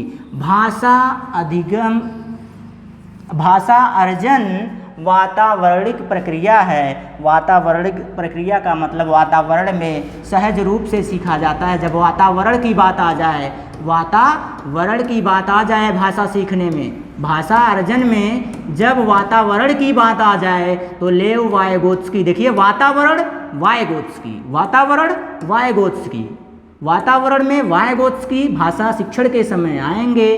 और जब भाषा साहजिक प्रक्रिया हो जाएगी तब आ जाएंगे चॉम्स्की। ये दोनों में अंतर याद रखिएगा। 1 नंबर आपका पक्का हमारी तरफ से, हमने लिख करवा दिया। चलिए आइए आगे चलते हैं। तो ये समाप्त हो गया आपका, अर्जन हो गया, अधिगम हो गया। अधिगमस्य समस्यायाः, भाषा अधिगम के समय क्या क्या समस्याएं आती हैं, क्या क्या विकार होते हैं, उनके बारे में अब सीखने की प्रक्रिया आ रही है दोस्तों। तो इसी में अभी हम आपको इंटरेस्टिंग टॉपिकों को बताएंगे। क्या क्या इंटरेस्टिंग टॉपिक होती है उसके बारे में बताएंगे। अधिगम के समय क्या क्या समस्या आपके सामने उपस्थित होती है, तो आइए बताते हैं। तो पहला आपके सामने क्या है? डिस्लेक्सिया है। डिस्लेक्सिया में क्या होता है? पठन संबंधी विकार होता है। बच्चे को पढ़ने में समस्या आती है। जैसे बच्चा पढ़ने में क को ख पढ़ दे, ह को न पढ़ दे, न को ड़ पढ़ दे, तो यह पढ़ने का जो विकार उत्पन्न होता है, ये देखिए डिस्लेक्सिया में आता है। किस में आता है? तो अधिगम समस्या में डिस्लेक्सिया जो जिस बच्चे में विकार यह उत्पन्न होता है वह कौन सा होता है? पठन संबंधी विकार होता है। बच्चे को पढ़ने में समस्या महसूस होती है, पढ़ने में कठिनाई महसूस होती है। कब पढ़ने में कठिनाई महसूस होती है? जब बच्चा डिस्लेक्सिया से ग्रसित होता है। ठीक, इसके बाद आते हैं डिस्ग्राफिया पर। ग्राफिया का मतलब ही होता है ग्राफ का मतलब क्या होता है? लेखन का मतलब क्या होता है? बच्चा जब लिखने में विकार उत्पन्न हो जाए, लिखने में समस्या उत्पन्न हो, बच्चे को कठिनाई उत्पन्न हो, लेखन। बच्चे को जब लिखने में समस्या उत्पन्न हो तो वह कौन सा विकार होता है? तो डिस्ग्राफिया। बच्चे को जब अधिगम के समय लिखने में विकार उत्पन्न होता है तो वह डिस्ग्राफिया विकार से या दोष से ग्रसित होता है। ठीक है। फिर उसके बाद आता है आपका डिस्कैलकुलिया। क्या है? डिस्कैलकुलिया। कैलकुलिया से आपको समझ में आ रहा होगा दोस्तों कैलकुलेटर। कैलकुलेटर की आवश्यकता कब होती है? तो कैलकुलेटर की आवश्यकता दोस्तों गणित जब पढ़ते हैं तब होती है। इसका मतलब गणितीय विकार। बच्चे को गणितीय संक्रियाएं करने में, गणितीय संक्रियाओं को करने में समस्या उत्पन्न होती है या कठिनाई महसूस होती है। गणितीय संक्रियाएं करने में समस्या उत्पन्न होती है। गणितीय संक्रियाएं का मतलब जोड़, घटाना, गुणा, भाग, इन सभी चीज़ों को करने में समस्या कब महसूस होती है बच्चे को? जब बच्चा डिस्कैलकुलिया रोग से ग्रसित होता है, तब गणितीय समस्या उसको तभी आती है। तो ये सारी चीज़ें यहाँ से भी 2 नंबर 100% गारंटी के साथ आपको पेपर में मिल जाएगा। सीटेट के पेपर में 2 नंबर गारंटी के साथ, और यह मनोविज्ञान में भी मिलेगा, हिंदी में भी मिलेगा, संस्कृत में भी मिलेगा। मतलब 2 ही नंबर मत समझिए, कम से कम 4 प्रश्न मिल जाएंगे आपको, 4 नंबर मिल जाएंगे। बस थोड़ा सा घुमा कर आपको पूछ लेगा। मनोविज्ञान में आपको लेखन पूछा है, लेखन संबंधी यानी कि डिस्ग्राफिया पूछा है, तो हो सकता है संस्कृत में आपको डिस्कैलकुलिया पूछ ले, और हो सकता है हिंदी में आपको डिस्ग्राफिया पूछ ले। तो इस तरह से यह घुमा कर आपको 5 पार्टों में कहीं ना कहीं देखने को मिल जाता है। तो अगर आप नहीं जानते हैं या या नहीं समझते हैं तो आपका नंबर छूट जाएगा, और छूटने से ही बचाने के लिए, नंबर आपके बढ़ाने के लिए ही आपके सामने यह लेकर हम उपस्थित हैं। तो आइए आगे चलते हैं। ADHD, ADHD attention deficit hyper quality disorder, attention deficit hyper equity disorder, ADHD। ADHD का मतलब होता है एकाग्रता में कमी आना। एकाग्रता में कमी का मतलब यह होता है दोस्तों, जैसे हम पढ़ा रहे हैं आपका ध्यान कहीं और हो, शिक्षक पढ़ा रहा है, बच्चे का ध्यान घर पर हो, बच्चे का ध्यान खेलने पर हो, तो यह होता है ADHD। बच्चे की एकाग्रता नहीं होती है, बच्चा क्लास में एकाग्रचित नहीं हो पाता है, तो यही होता है क्या, ADHD, एकाग्रता में कमी आना, एकाग्र नहीं हो पाना, अपने दिमाग को संतुलित नहीं कर पाना, तो यही होता है ADHD या एकाग्रता में कमी आना। ठीक है, बच्चा पठन कार्य शिक्षण कार्य करते समय, पठन पाठन के कार्य के समय एकाग्रचित नहीं हो पाता है इसमें। डिस्प्रैक्सिया, अगला क्या है दोस्तों, डिस्प्रैक्सिया। तो डिस्प्रैक्सिया जो है दोस्तों शारीरिक अक्षमता, शारीरिक अक्षमता का मतलब यह होता है दोस्तों बच्चे में कुछ ना कुछ, बच्चे के शरीर में कुछ ना कुछ कमी हो, देखने में कमी, सुनने में कमी, हाथ में कहीं कमी या पैर में कहीं कमी, तो यह जो कमियां होती हैं दोस्तों यह होती हैं डिस्प्रैक्सिया। डिस्प्रैक्सिया का मतलब क्या हो गया, तो शारीरिक अक्षमता हो गई, कहीं ना कहीं शरीर में कोई अक्षमता होगी तो उसको डिस्प्रैक्सिया नाम से, प्रैक्सिया नाम से संबोधित करते हैं या पुकारते हैं। ठीक है दोस्तों, चलिए फिर इसके बाद है अफेजिया। क्या है, अफेजिया, अफेजिया या अफेजिया इसी को कहते हैं। ठीक है, अफेजिया या अफेजिया, श्रवण संबंधी विकार। तो श्रवण संबंधी विकार का मतलब आपको समझ में आ ही गया होगा, सुनने संबंधी विकार होता है, सुनने संबंधी विकार होता है। आप कान कहें तो बच्चा जान सुने, आप कान कहें तो बच्चा जान सुने, आप मुंह कहें तो बच्चा धूं सुने, कुछ भी आप, मतलब बच्चा सुनने में कठिनाई महसूस करता है, स्पष्ट शब्दों को सुन नहीं पाता है, तो यह होता है श्रवण संबंधी विकार, अफेजिया या डिसअफेजिया इसी को कहते हैं। ठीक है, चलिए फिर चलते हैं अपनी अगली टॉपिक पर। ये भाषा अधिगमस्य समस्या जो होती है, अधिगमस्य समस्या जो थी ये ख़त्म हो गई। इसके बाद चलते हैं अपनी अगली टॉपिक पर। तो अगली टॉपिक क्या है दोस्तों, हर्बर्टीय पंचपदी प्रणाली। हर्बर्टीय पंचपदी प्रणाली को क्रम से करने के लिए हर बार पूछ लेता है दोस्तों, हर बार या हर्बर्टीय पंचपदी प्रणाली से प्रश्न पूछ लेता है। जो सोपान होते हैं, सीखने के जो सोपान होते हैं, सीखने के जो सोपान होते हैं या फिर शिक्षण के सोपान जो होते हैं दोस्तों, यहीं से प्रश्न बनते हैं उनके। 5 ई लर्निंग प्लान भी इसी को कहते हैं। हर्बर्टीय पंचपदी प्रणाली या 5 ई लर्निंग प्लान इसी को कहते हैं, योजना इसी को कहते हैं। इसी को शिक्षण सोपान भी कहते हैं। इसी को क्या कहते हैं, शिक्षण सोपान भी कहते हैं। तो आइए देखते हैं यह कौन से 5 सोपान हैं जिनसे बार बार प्रश्न पूछा जाता है कि शिक्षण संबंधी जो सोपान हैं 5 वह कौन से हैं। तो ये देखिए हमारे जो टेक्नीशियन हैं वो थोड़ा सा गड़बड़ कर दिए हैं, इसको दूर दूर करके इसको थोड़ा सा नज़दीक कर देते हैं हम ही। लीजिए हम नज़दीक कर दे रहे हैं, तो थोड़ा सा और बढ़ा दें ताकि आपको दिखे। आओ बस बस बस बस बस हो गया। चलिए देखिए पहला क्या होता है, प्रस्तावना या उन्मुखीकरण। उन्मुखीकरणम, आपको हिंदी में प्रस्तावना मिलेगा और संस्कृत में उन्मुखीकरणम मिलेगा। यह भी आपको 2 नंबर पक्का दे के जाता है, बस आपके समझने की फेर है और कुछ नहीं है।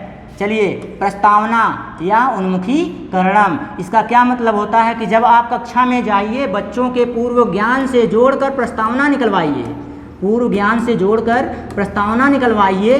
सरल प्रश्नों के द्वारा कक्षा की शुरुआत कीजिए। सरल प्रश्नों या सरल कहानी के द्वारा, तथ्यों के द्वारा आप कक्षा की शुरुआत कीजिए। बच्चों के पूर्व ज्ञान से जोड़कर आप विषयोपस्थानम या प्रदर्शनम, विषयोपस्थानम या प्रदर्शनम कीजिए, मतलब विषय पर जाइए। बच्चों से पहले सरल प्रश्नों के द्वारा प्रस्तावना कीजिए, प्रस्तावना पाठ कीजिए, उसके बाद आप विषय पर जाइए। ठीक है, बच्चों से सरल प्रश्न कीजिए, बच्चों से सरल प्रश्नों पर विचार करके प्रस्तावना कीजिए, प्रस्तावना के बाद आप विषय पर आइए। ठीक है, यह हो गया तुलना आमूर्तीकरणम। तुलना या आमूर्तीकरणम, तो कठिन शब्दों और सरल शब्दों की आप तुलना कीजिए, कठिन शब्दों और सरल शब्दों की आप तुलना कीजिए। बच्चों का मूर्तीकरण, मूर्तीकरण से अमूर्तीकरण की तरफ ज्ञान कीजिए। बच्चा जो जान रहा है उस शब्द से और जो नहीं जान रहा है उस शब्द से तुलना करके पढ़ाइए। तो यह हुआ आपकी तीसरी प्रक्रिया। सामान्यीकरण मतलब सबको सरल शब्दों में समझाकर उसको बच्चे को सामान्य रूप से समझाने का प्रयास कीजिए। सरल शब्दों में समझाकर, बच्चे के शब्दों में समझाकर आप क्या कीजिए, उसका सामान्यीकरण कीजिए उसके ज्ञान का। फिर उसके बाद तब आप मूल्यांकन का प्रयोग कीजिए। मूल्यांकनम प्रयोगम, प्रयोगम या मूल्यांकनम मतलब आपने जो चीज़ें पढ़ाई है उस पर आप प्रश्नों के द्वारा बच्चों का मूल्यांकन कीजिए। प्रश्नोत्तर विधि द्वारा बच्चों का ज्ञान आंकिए या जांच कीजिए उनकी कि उन्होंने कितना सीखा है। तो दोस्तों पहला सोपान क्या है? पहला सोपान है उन्मुखीकरण या प्रस्तावना, दूसरा है विषय पर आना, तीसरा होता है उसकी तुलना करना, चौथा सामान्यीकरण करना और लास्ट में होता है मूल्यांकन करना। तो पहला अंतिम और उसके बाद आप तीसरा जान जाइए। तीसरा क्या हो, बीच में जान जाइए, बीच में विषय होगा और विषय की तुलना की जाएगी। पहला आप प्रस्तावना निकालेंगे, फिर विषय पर जाएंगे, फिर उसके बाद तुलना करेंगे, तुलना करने के बाद उसका सामान्यीकरण करेंगे, सामान्यीकरण करने के बाद आप उसका मूल्यांकन करेंगे। तो यह होता है शिक्षण सोपान या 5E लर्निंग प्लान, या फिर इसी को हरबर्टीय पंचपदी प्रणाली कहते हैं। आशा करते हैं दोस्तों आपको बहुत अच्छे से समझ में आया होगा, क्योंकि बड़ी मेहनत करनी पड़ती है आपको ऐसे कंटेंट को लाने के लिए आपके सामने। तो ऐसे कंटेंट को, ऐसे ही चीज़ों को प्राप्त करने के लिए आप क्या कीजिए, आप हमारे चैनल पूर्वांचल करियर क्लासेस को ज़्यादा से ज़्यादा लाइक और सब्सक्राइब जरूर किया कीजिए। तो चलिए दोस्तों, ये जो संप्रेषण है, संप्रेषण के बाद कुछ और टॉपिकें हैं, तो बढ़िया टॉपिक थी दोस्तों। तो इनको अब कल पढ़ाया जाए, क्योंकि बहुत बड़ी क्लास हो जाएगी और आप जो है सीखने में असहज महसूस करेंगे। तो ये जो संप्रेषण है, संप्रेषण को अगली कक्षा में लेकर हम आपके सामने उपस्थित होंगे दोस्तों। तो आज के लिए बस इतना ही, धन्यवाद।